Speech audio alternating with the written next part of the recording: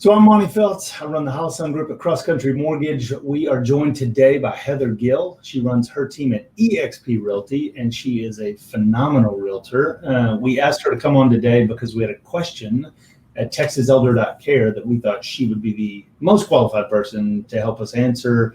Heather, the question is, how do we get the most money out of an inherited house?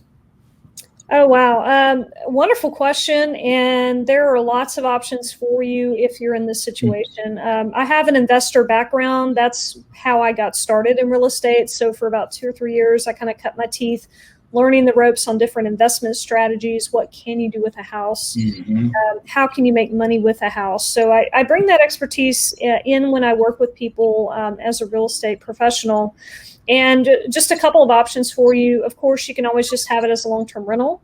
The nice thing about long-term rentals is that you can not only, get the rent for somebody living there and build that passive wealth that way, but there's also depreciation. So a great tax professional will save you a lot of headache, a lot of grief, and they will also save you a lot of money in the long run.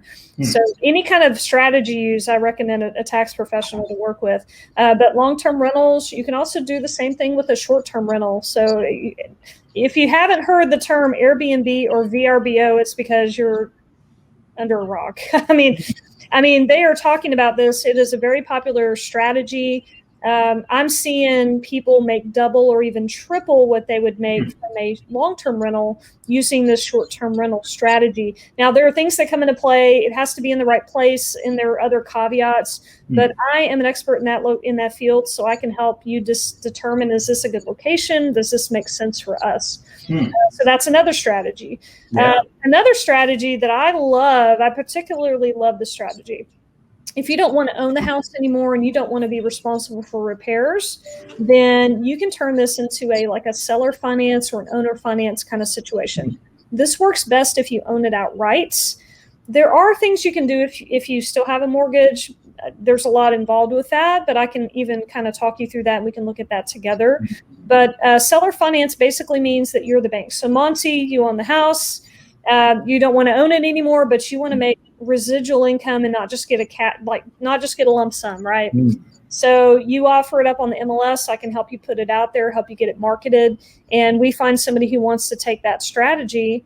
And at that point, you're the bank, they do the down payment, and they send you a check every month. And you just get paid until it's paid out or until they sell it.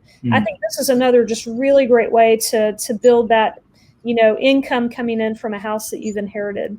Again, lots of options, lots of things you can do. And I'm always happy just to, give you a free consultation and see what we can do that makes sense for your situation.